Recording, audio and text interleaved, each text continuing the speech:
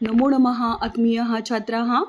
अद्य दिने वयं पश्यावः बाल गंगाधर तिलकः मम प्रिय नेता।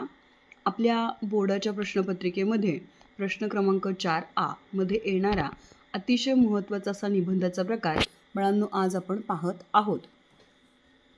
बाल गंगाधर तिलकः लोकमान्य बालगंगाधर तिलकः इति मम प्रिय नेता अस्ति।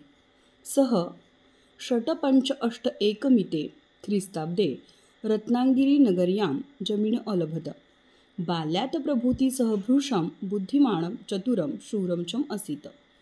स्वराज मम जन्मसिद्ध अधिकारः तं चम अहं लभेयेव एव इति तस्य घोषवाक्यं प्रसिद्धमेव अस्ति। सः केसरी मराठा च इति द्वे वृत्तपत्रे प्रचालयत। समाचारपत्राणां प्रकाशनं सम्पादनं च कृत्वा सः देशसेवां करोति स्म। सः प्राच्यविद्यापण्डितः असीत् तथा संस्कृतविद्वान् पण्डितः च असीत्। गीतारहस्यः इति तस्य प्रसिद्धः ग्रन्थः। भारतस्वातन्त्र्यार्थं सः प्रभुतं सङ्घर्षम् अकरोत्। बहुवारं कारागारवासम् अनुभूतवान् सः। पारतन्त्र्यकाले जनजागृत्यार्थं तेन सार्वजनिक गणेशोत्सवः तथा शिवजयन्ती उत्सवः च समारब्धो। भारतीयप्रज्ञानां सम्पूर्णस्वराज्यप्राप्तेः आशा एव तेत अङ्कुरितवान्। भारतस्य स्वातन्त्र्यार्थं तेन कृतः प्रभुतः सङ्घर्षः प्रेरणादायकः च अस्ति। अतः एषः प्रियनेता मम बहु प्रिय अस्ति। बाळांनो, हा निबंध अतिशय महत्त्वाचा बघा। बाल गंगाधर तिलकः लोकमान्य बालगंगाधर तिलकः इति मम प्रिय नेता अस्ति। लोकमान्य बाळ गंगाधर तिलक हे माझे प्रिय नेते आहेत। त्यांचा जन्म 1856 साली रत्नागिरी नगरीमध्ये झालेला होता। बाल्यात प्रभूती सभृशं बुद्धिमान चतुरं शूरं च असीत्। लहानपणापासूनच ते अतिशय बुद्धिमान चतुर आणि शूर होते। त्यांचं एक स्लोगन म्हणजेच त्यांचं एक वाक्य अतिशय प्रसिद्ध आहे, स्वराज्य मम जन्मसिद्ध अधिकारः तं चम अहं लभेव। स्वराज्य हा माझा जन्मसिद्ध अधिकार आहे आणि तो मी मिळवणारच, असं त्यांचं घोषवाक्य आजही प्रसिद्ध आहे। सह केसरी मराठा च इति द्वे वृत्तपत्रे प्रचालयत।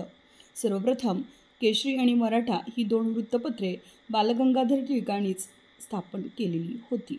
समाचारपत्राणां प्रकाशनं सम्पादनं च कृत्वा सः देशसेवां करोति स्म। वर्तमानपत्र समाचारपत्रांचं प्रकाशन करून त्यांनी देशाची सेवाच केली होती। सः प्राच्यविद्यापंडित असीत तथा संस्कृत विद्वान पंडित असीत। ते अतिशय प्रगाढ ज्ञानी होते, तसेच ते संस्कृत विषयाचे अतिशय प्रगाढ विद्वान पंडितसुद्धा होते। गीतारहस्यः इति तस्य प्रसिद्ध ग्रंथः। तर बघा बाळांनो, गीतारहस्य हा अतिशय प्रसिद्ध ग्रंथ त्यांनी लिहिलेला होता मंडालेच्या तुरुंगामध्ये। भारत स्वातंत्र्यार्थं सह प्रभुतं संघर्षम अकरोत्। भारताला स्वातंत्र्य मिळवण्यासाठी त्यांनी खूप संघर्ष केलेला होता। बहुवारं कारागरवासम अनुभूतवान् सह बऱ्याच वेळेला ते कारागृहवासामध्ये पण गेलेले होते, म्हणजेच त्यांना कैदी म्हणून तुरुंगात डांबून सुद्धा ठेवण्यात आलं होतं। पारतंत्र्यकाले जनजागृत्यार्थं तेन सार्वजनिक गणेशोत्सवः तथा शिवजयंती उत्सवः च समारब्धो। सर्वप्रथम गणेशोत्सव आणि शिवजयंती हे जनजागृतीसाठी आणि लोकांमध्ये प्रेम सामंजस्य निर्माण करण्यासाठी त्यांनी सर्वप्रथम समारब्ध केलेले होते, म्हणजे सुरुवात केलेली होती।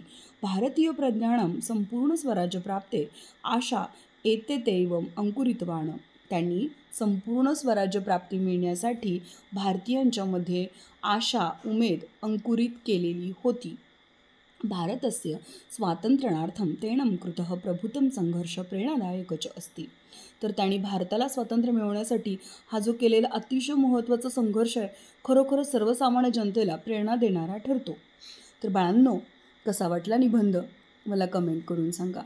लाईक करा, शेअर करा आणि सबस्क्राईब करा। धन्यवाद। नमो नमः।